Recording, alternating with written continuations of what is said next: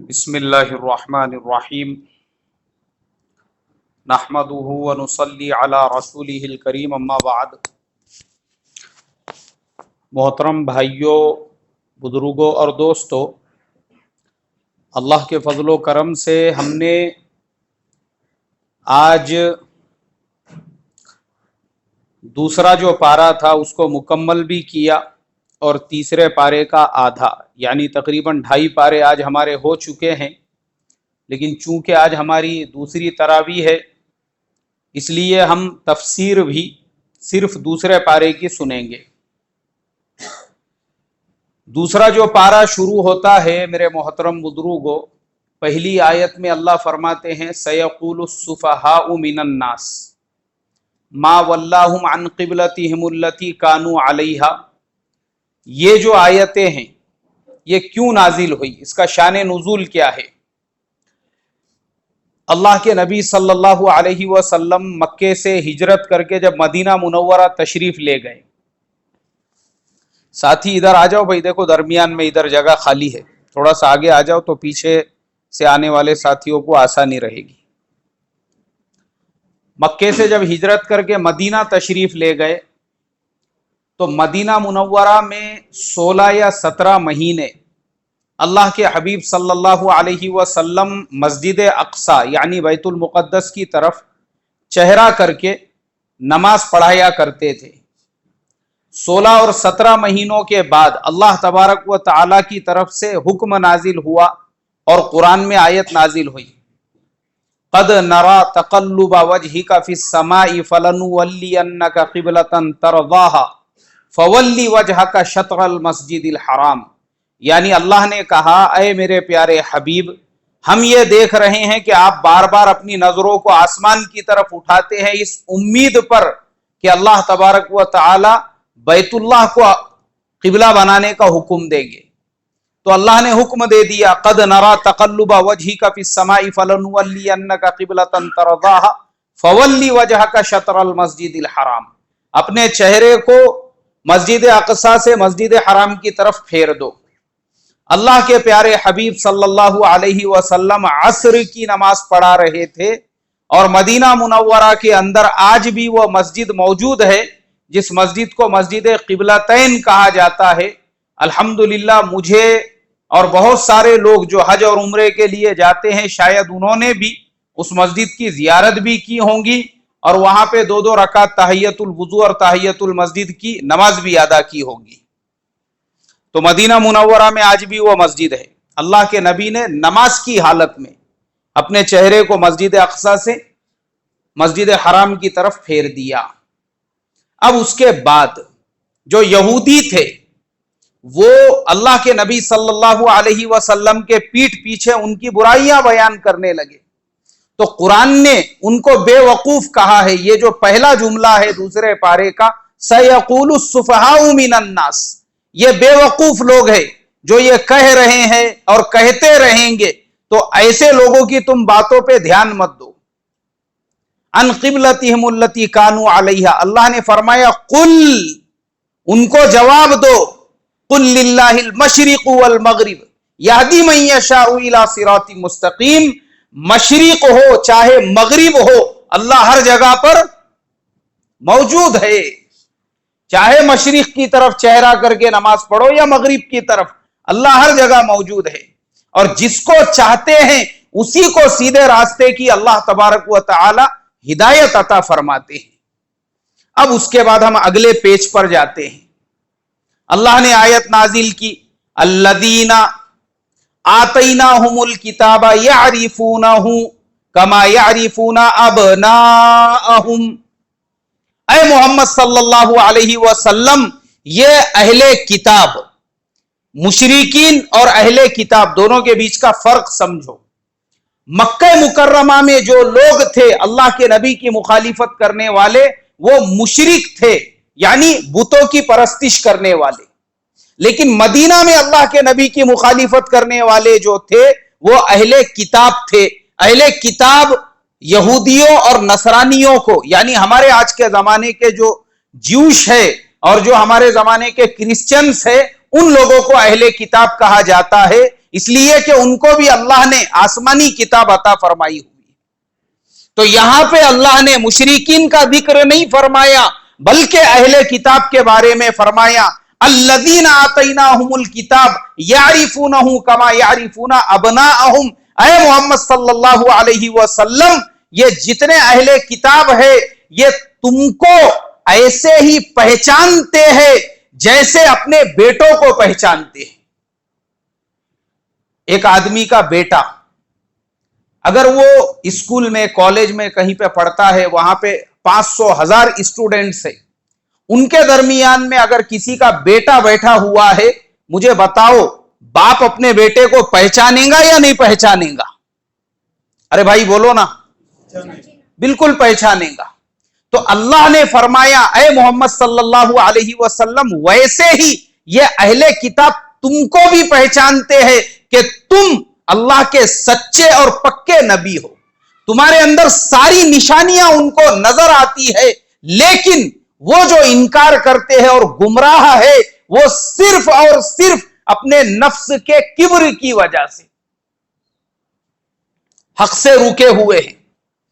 اسی لیے یہودیوں کے ایک بہت بڑے عالم, یہودیوں کا جو عبادت خانہ ہوتا ہے اس عبادت خانے کے ان کے سب سے بڑے پجاری, سب سے بڑے فادر, ان کا نام تھا حضرت عبداللہ ابن سلام رضی اللہ تعالی عنہ.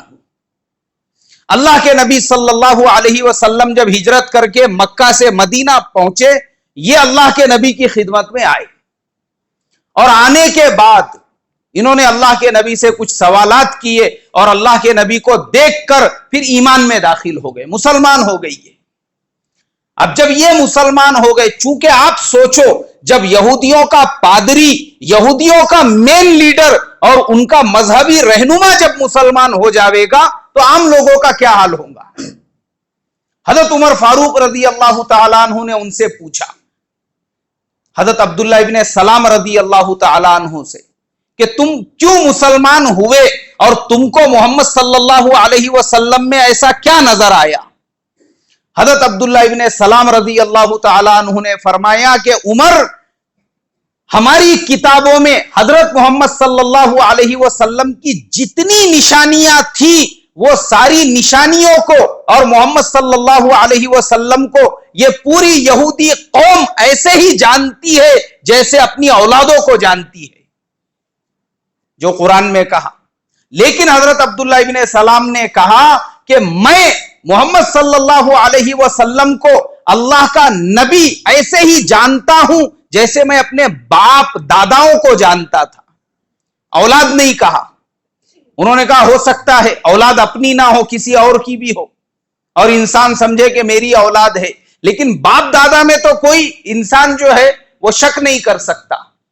حضرت عبداللہ ابن سلام نے کہا جیسے کہ کوئی اپنے باپ کو پہچانتا ہے میں ویسے ہی حضرت محمد صلی اللہ علیہ وسلم کو پہچانتا ہوں کہ یہ اللہ کے سچے پکے نبی اور وہ ساری باتیں جو ہماری کتابوں میں ہے وہ ان کے اندر موجود ہے. اسی لیے تو بولے میں مسلمان ہو گیا, اللہ نے حق کو میرے سینے کے اوپر کھول دیا. اور آج بھی محترم بزرگوں آپ دیکھو دنیا کی قوموں نے اللہ کے نبی صلی اللہ علیہ وسلم کی زندگی پر بڑی بڑی کتابیں لکھ دی ہے. جرمنی کے ایک ڈاکٹر تھے, ان کا نام تھا ڈاکٹر مائیکل ایچ ہارٹ. انہوں نے ایک کتاب لکھے ورلڈ کے سب سے زیادہ با اثر 100 شخصیات, اور اس کتاب کا ہی نام انہوں نے دا 100 کے نام سے لکھا. آپ کو معلوم ہونا چاہیے وہ ڈاکٹر مائیکل ایچ ہارٹ جو خود ایک کرسچن تھے, انہوں نے اللہ کے نبی صلی اللہ علیہ وسلم کا نام اس کتاب میں سب سے پہلے لکھا. انہوں نے لکھا کہ دنیا میں سب سے زیادہ اثر پاورفل اور اثردار کوئی شخصیت گزری ہے وہ محمد صلی اللہ علیہ وسلم. تو سب پوری دنیا جانتی ہے کہ یہ اللہ کے سچے پکے نبی ہے, لیکن اپنے نفس کے گھمنڈ اور اکڑ کی وجہ سے ایمان سے روکے ہوئے ہیں. ورنہ ان کو بھی معلوم ہے کہ اسلام سچا مذہب ہے اور حضرت محمد صلی اللہ علیہ وسلم اللہ کے سچے نبی ہے. اب آگے کے صفحے پہ بڑھتے ہیں. یا ایھا الذین آمنوا استعینوا بالصبر والصلاۃ، اللہ نے اس آیت کے اندر فرمایا اے ایمان والو، جب تم حالات کا شکار ہو جاؤ، کوئی پریشانی آئے، کوئی مصیبت آئے، کوئی تکلیف آئے، تو ہمت مت ہارو، بلکہ اللہ سے مدد طلب کرو صبر اور نماز کے ذریعے سے۔ کس کے ذریعے سے بھائی؟ صبر اور نماز کے ذریعے سے۔ استعینوا بالصبر والصلاۃ ان اللہ مع الصابرین۔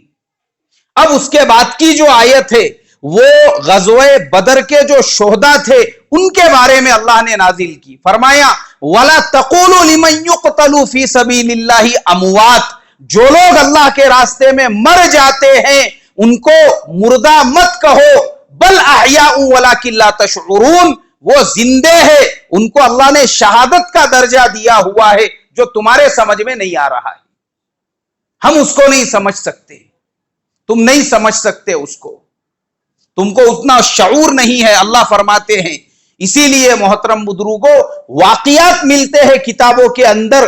آج سے صرف 90 سال پہلے کا واقعہ میں آپ کو بتاتا ہوں۔ جنگ یرموک، وہ لڑائی ہوئی تھی عراقیوں اور صحابہ اکرام کے درمیان میں، اس میں کچھ صحابہ شہید ہو گئے، اور وہ جو صحابہ شہید ہو گئے تھے ان سارے صحابہ کو، شہداء کو ایک بڑی قبر بنا کر اس کے اندر ڈال دیا گیا تھا۔ اب عراق کے اندر آج سے 90 سال پہلے وہاں کی گورنمنٹ کو کوئی نیا کنسٹرکشن کرنا تھا جس کے اندر صحابہ کی یہ قبر بھی آ رہی تھی۔ 1400 سال پرانی قبر وہاں کی گورنمنٹ نے وہاں کے مفتیوں کو، وہاں کے علماء کو، سب کو بٹھا کر مشورہ کیا تو سب نے یہ رائے دی کہ صحابہ اکرام کو پہلے ان کی قبروں سے نکالو اور نکال کے ان کو دوسری جگہ لے جا کے دفن کرو، اس کے بعد وہاں پہ تم کنسٹرکشن کر سکتے ہو۔ گورنمنٹ نے کہا کوئی بات نہیں ہے۔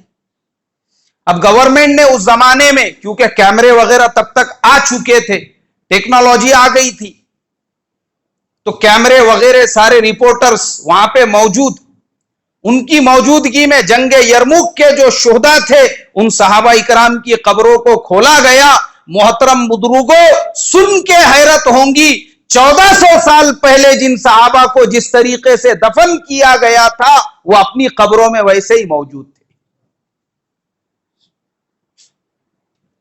یہاں تک لکھا ہوا ہے لکھنے والوں نے کہ ایک صحابی، ان کے چہرے پر ہاتھ تھا، وہ ہاتھ جب ہٹایا گیا تو وہاں سے خون بہنے لگا۔ کتنے سو سالوں کے بعد میں بھائی؟ 1400 سال کے بعد، ابھی 90 سال پہلے کی بات ہے۔ تو قرآن میں اللہ نے 1450 سال پہلے نازل کیا تھا وَلَا تَقُولُوا لِمَنْ يُقْتَلُوا فِي سَبِيلِ اللَّهِ اموات، اللہ کے راستے میں مرنے والوں کو مردہ مت کہو، بل احیاء ولکن لا تشعرون، وہ زندے ہے لیکن تمہارے اندر اتنی سمجھ اور تمہارے اندر اتنی کیپیسٹی نہیں ہے کہ تم اس بات کو سمجھ سکو۔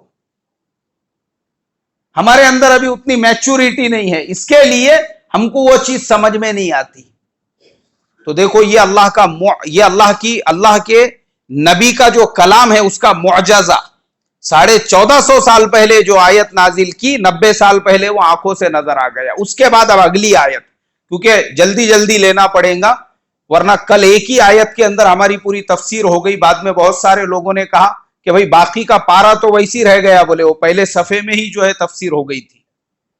اب اس کے بعد کی جو آیت ہے ان الصفا والمروہ من شعائر اللہ، اللہ تبارک و تعالی نے صفا اور مروہ کو حج کے شعائر میں سے قرار دیا، یعنی حج کے فرائض میں سے، حج کے مناسک میں سے اس کو شمار کیا۔ جو مناسک حج ہے وہ صفا اور مروہ کی سعی ہے۔ صفا مروہ کی سعی وہ آپ کو کرنا پڑے گی، چاہے آپ حج کے لیے جاؤ یا پھر آپ کائی کے لیے جاؤ بھائی، عمرے کے لیے جاؤ۔ صفا اور مروہ، ان الصفا والمروہ من شعائر اللہ، یہ کیوں حکم دینا پڑا اللہ کو وہ بھی آپ کو معلوم ہونا چاہیے۔ اللہ کے نبی صلی اللہ علیہ وسلم کی نبوت سے پہلے صفا پر ایک بت تھا جس کا نام اصاف تھا، اور مروہ پر ایک بت تھی جس کا نام نائلہ تھا۔ ایک طرف مرد کا بت اور دوسری طرف عورت کا بت. عربوں میں یہ بات مشہور تھی کہ یہ دونوں نے اللہ کے گھر کے پاس میں ایک دوسرے سے منہ کالا کیا، جس کی سزا میں اللہ نے ان کو پتھر کا بنا دیا، اس لیے ایک صفا کے اوپر ہے دوسرے مروہ کے اوپر. اب وہ زمانے میں جو لوگ آتے تھے اسلام سے پہلے وہ ان بتوں کی بھی پرستش کیا کرتے تھے، لیکن اسلام آیا تو اسلام نے وہ بتوں کو ختم کرنے کا حکم دیا اور قرآن میں آیت نازل کی، ان الصفا والمروہ من شعائر اللہ. اللہ کے شعائر میں سے صفا اور مروہ ہے، اس لیے تم چاہے عمرے کا سفر کرو یا حج کا، تم کو صفا مروہ پہ سعی کرنا پڑے گی. اسی لیے اگر آپ بھی حج یا عمرے کے لیے جاؤ، یہ آیت یاد کر کے جانا، صفا سے جب آپ سعی شروع کریں گے، بیت اللہ سامنے ہے، اس کی طرف چہرہ کر کے ایک مرتبہ یہ آیت پڑھ لینے کا اور اس کے بعد اپنی سعی شروع کرنے کا. اس کے بعد آگے بڑھتے ہیں. اب چونکہ یہ جو شروع کے پارے ہیں، شروع کے جتنے بھی پارے ہیں، وہ سارے پاروں میں زیادہ تر اللہ تبارک و تعالی نے احکام بیان کیے ہوئے. اب دوسرے پارے میں ہم آگے بڑھتے ہیں تو روزے کے احکام، کتب علیکم الصیام کما کتب علی الذین من قبلکم لعلکم تتقون. اب یہ پورے کے پورے رکوع میں صرف روزے کے احکام اور روزے کے تعلق سے اللہ نے بیان کیے کہ روزے میں کیا حلال ہے، روزے میں کیا حرام ہے، کیا جائز ہے، کیا ناجائز ہے. اب چونکہ کل جمعہ ہے تو اس لیے میں نے ارادہ کیا ہوں کہ یہ جو روزوں کا رکوع ہے، کل پورے جمعہ کے بیان میں میں اسی کی انشاءاللہ تشریح بیان کروں گا، اس لیے اس کو چھوڑ کے اب ہم آگے بڑھتے ہیں. اس کے آگے جو اللہ تبارک و تعالی نے رکوع نازل فرمایا وہ اس کے بعد کا الحج اشہر معلومات، اس کے اندر حج کے پورے احکام بیان کیے اور اس میں آگے چل کر فرمایا وَتَزَوَّدُوا فَإِنَّ خَيْرَ الزَّادِ التَّقْوَى وَاتَّقُونِ يَا أُولِي الْأَلْبَابِ. اللہ تبارک و تعالی نے فرمایا کہ جب بھی تم حج کے لیے سفر کرو تو اپنے ساتھ میں توشہ لے لیا کرو. کیا لے لیا کرو بھائی؟ اور بہترین جو توشہ ہے وہ تقوی ہے. یہ آیت کیوں نازل کی؟ علماء نے اس کی بھی تشریح بیان کی. حضرت عبداللہ ابن عباس رضی اللہ عنہما فرماتے ہیں یمن کے جو لوگ حج کے لیے آتے تھے وہ اپنے ساتھ میں توشہ لے کر نہیں آتے تھے، خالی ہاتھ آتے تھے، اور وہ یہ کہا کرتے تھے کہ بھائی توشہ لینے کی ضرورت نہیں ہے، اللہ کا جو ڈر ہے، تقوی جو ہے وہ سب سے بڑا توشہ ہے. اور جب مکہ میں آ جاتے تھے تو وہاں پہ آ کے لوگوں سے بھیک مانگا کرتے تھے. تو اللہ نے منع کیا، فرمایا کہ بے شک تقوی وہ بہترین توشہ ہے، لیکن جو ظاہری توشہ ہے وہ بھی تم کو اپنے ساتھ میں لینا پڑے گا. اسی لیے حج کے لیے اگر ہم جا رہے ہیں ہمارے ساتھ اپنی ضروریات کا سامان ہونا ضروری ہے، اپنے پاس اتنا پیسہ ہونا ضروری ہے تاکہ ہم وہاں پہ مینا میں، مزدلفہ میں، عرفات کے اندر خرچ کر سکیں. اب اس کے بعد آگے کی آیت اللہ تبارک و تعالی نے فرمایا فَإِذَا قَضَيْتُم مَّنَاسِكَكُمْ فَاذْكُرُوا اللَّهَ كَذِكْرِكُمْ آبَاءَكُمْ أَوْ أَشَدَّ ذِكْرًا. اللہ نے فرمایا کہ جب تم حج اور اس کے مناسک سے پوری طرح سے فارغ ہو جاؤ تو اللہ کو یاد کیا کرو، اللہ کی بڑائی بیان کیا کرو. یہ آیت اللہ نے کیوں نازل کی؟ اس لیے نازل کی حضرت امام کلبی رحمت اللہ علیہ جو بڑے مفسر قرآن ہیں، اور انہوں نے اس کو جو ہے اس کی تفسیر بیان کی ہے کہ حضرت عبداللہ ابن عباس رضی اللہ عنہما فرماتے ہیں بہت سارے لوگ حج کے دنوں میں جب وہ حج کے مناسک پورے کر لیتے، اب وہاں پہ مینا بہت بڑا میدان ہے مینا کا، وہاں پہ جب لوگ جمع ہوتے تھے تو وہ اپنے باپ داداؤں کی تعریف بیان کرتے تھے، ان کو یاد کیا کرتے تھے. کس کو چھوڑ کر؟ ارے بھائی بولو نا، اللہ کو چھوڑ کر. اب جب تم حج کے لیے آئے، اس کے مناسک پورے کیے، تو تم نے وہاں پہ کس کی تعریف بیان کرنی چاہیے؟ اللہ کی. کس کو یاد کرنا چاہیے؟ اللہ کو. وہ اللہ کا ذکر نہیں کرتے تھے، اپنے باپ داداؤں کی بڑائی کے میرے دادا ایسے تھے، میرے نانا ویسے تھے، اور ہمارے پر دادا ایسے تھے، اور ہمارے سکھڑ دادا ویسے تھے. ہاں آج ہمارے زمانے میں مسلمان بھی کرتے ہیں. آپ دیکھو کبھی حج کے لیے جائیں گے نا, کیونکہ مینا میں فرصت کا ٹائم ہوتا ہے, لوگ ایسی بیکار کی باتیں بیان کرتے رہتے ہیں. اور آج مسلمانوں کے پاس میں کچھ بچا ہوا نہیں ہے سوائے اپنے باپ داداؤں کی تعریف کرنے کے. خود کے پاس میں کچھ بھی نہیں ہے, خود کرائے کے گھر میں رہیں گے, قرضے لے کر زندگی گزر بسر کریں گے, لیکن پھر بولیں گے ہمارے جو پردادا تھے ان کے پاس میں 500 ایکڑ زمین تھی. بولے آپ کے پاس میں کیا ہے؟ کچھ بھی نہیں آ رہے. بولے وہ فلانے کے 50,000 لیے ہوئے ہیں, دینے کے باقی ہے ابھی. یہ آج کے زمانے کا مسلمانوں کا حال ہے, جو باپ داداؤں کی تعریف آج بھی ہمارے دلوں سے نکلی نہیں. حیدرآباد کے اندر جمعرات کے دن ایک بازار بھرتا ہے, اس کو جمعرات بازار کہتے ہیں. وہاں پہ سب پرانا سامان ملتا ہے. اب ایک صاحب جو ہے بیچارے بھٹکتے بھٹکتے پہنچ گئے وہاں پہ. انہوں نے دیکھے ایک بھنگار والے کے پاس میں ایک فوٹو ہے رکھی ہوئی. اس کے اندر انہوں نے دیکھے کہ ایک صاحب جو ہے انہوں نے بہترین شیروانی پہنی ہوئی, ایسی چھاتی تنی ہوئی, ہاتھ میں ایسی تلوار ہے, ان کے سر پہ پگڑی کی گڑی, اس پہ ترا لگے ہوا, ایک دم جو نوابوں کی تصویر ہوتی ہے اس طریقے کی. ان کو دیکھ کے لگنا کہ بھائی واقعی میں کھاتے پیتے گھرانے کے نواب تھے بول کے.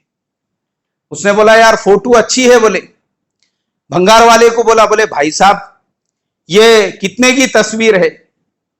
اس نے بولا دیکھو یہ 300 روپئے کی ہے. بولے ویسے تو بھنگار میں آ گئی بھی ہے, 300 میں دے دوں گا میں تم کو. اس نے اپنے جیب میں ہاتھ ڈالا, تلاش کیا, دیکھا تو مشکل سے اس کے جیب میں 150 روپئے تھے. اس نے بولا یار میرے پاس میں 300 تو نہیں ہے, 150 روپئے ہے, 150 میں دے دو.